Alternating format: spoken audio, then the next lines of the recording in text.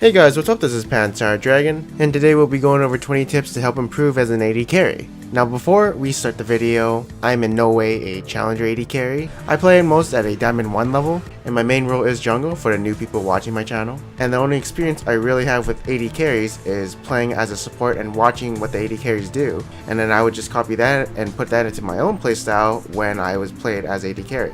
And also this video is directed to all kinds of players, whether you're a novice or an intermediate player. So yes, with all that being said, let's get started. Alright, so since there are 20 tips, we're going to be going over them pretty briefly, so we can make this a pretty not lengthy video. Anyways, first tip, push the tower after kill. So obviously, when you get a kill, you want the enemy to miss all the CS, especially if it's an AD carry. And also, you get the wave to push onto you since the tower does kill all the minions, and the wave stops at their tower.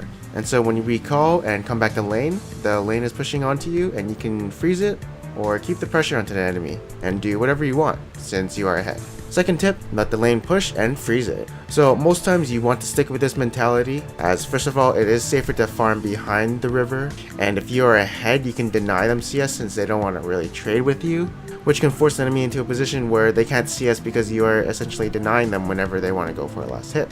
And it also leaves the enemy unsafe since they're overextending to go for that last hit, and they could be vulnerable to a gank.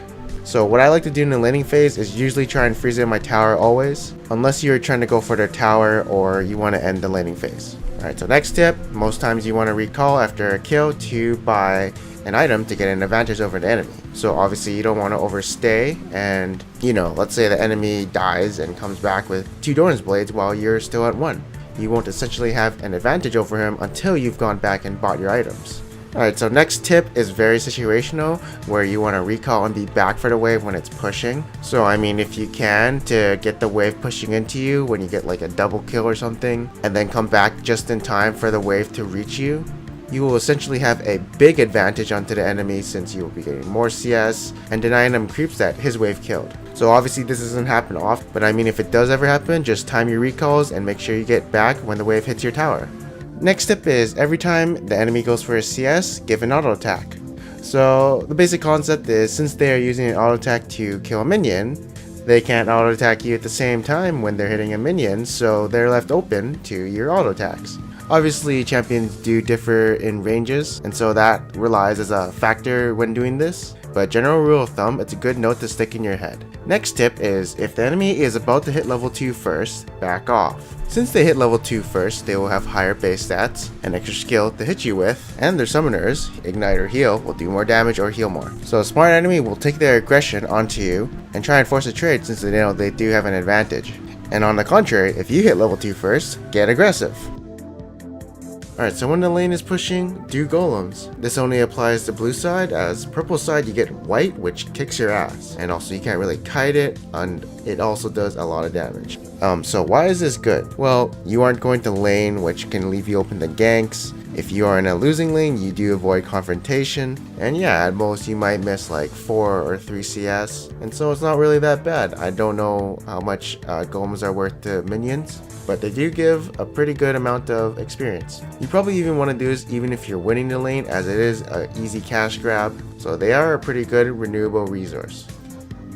Alright, so next tip is you want to attack the enemies if they're on the support. This means they are focusing the support or the tank, and that means you can do damage since they are focusing you. And you always want to be aware of enemy crowd control, since 1 CC can lead to death. Otherwise, if they didn't have any CC, then I would be free to auto attack as much as I want and kite enemies.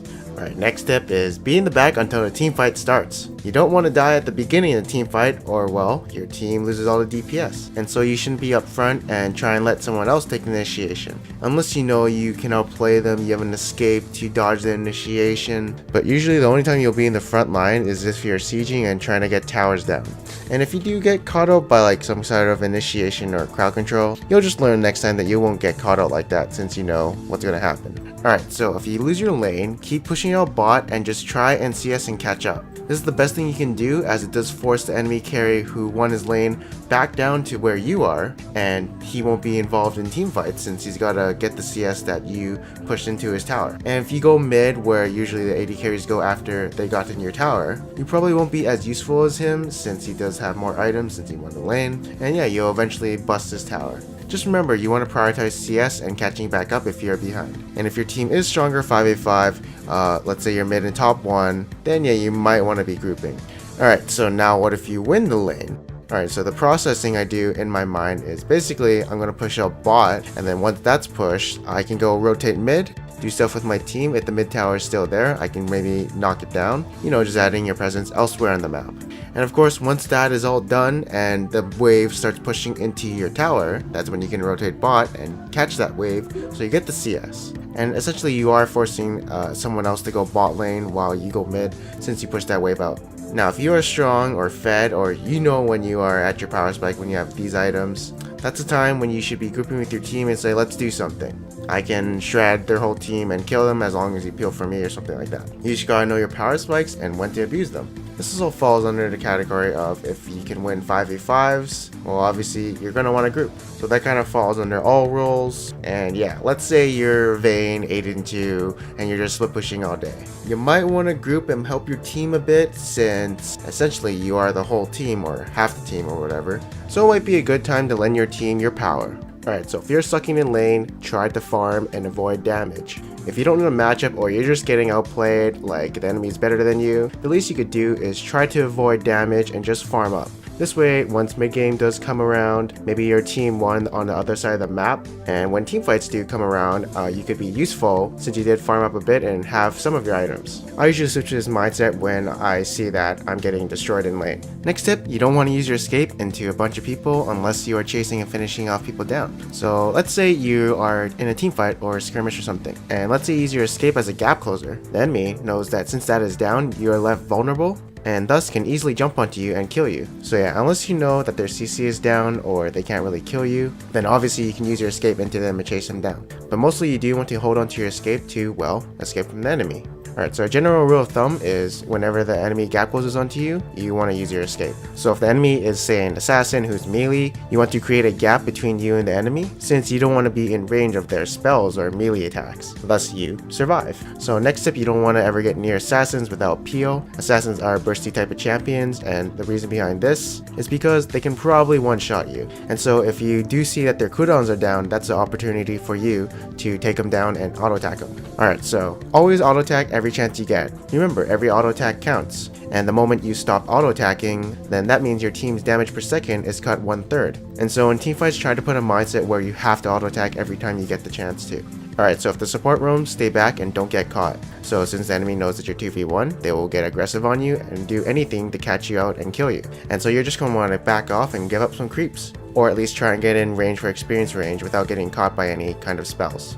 And the last tip, even though you ain't the ward bitch, buy pink still. Alright, so even though your support has all the wards, the least you could still do is buy a pink when the laning phase is over. Since the support can only hold one pink ward, they can't cover all areas of the map, and so you can put that in either a very vital place or in a bush somewhere on your side of the map. Remember, vision control is important, so you still want to try and help your team with that. Alright, so that's the end of this video. I hope you guys enjoyed it. This video was directed at all kinds of audiences, and more so I think the beginners and novices, while leaving some advanced tips for the experienced players. And so all the tips that I listed are how I play AD carry. This is what goes through my head when I'm in certain situations, and yeah, so hopefully you guys learned from that. And yeah, if you like this video, please subscribe and comment below. And be sure to check out my 13 tips to help improve as a top laner, or my other video is 10 tips to help carry as a jungler in lower elo. Anyways, I am Panzer Dragon, and I'll see you guys next time.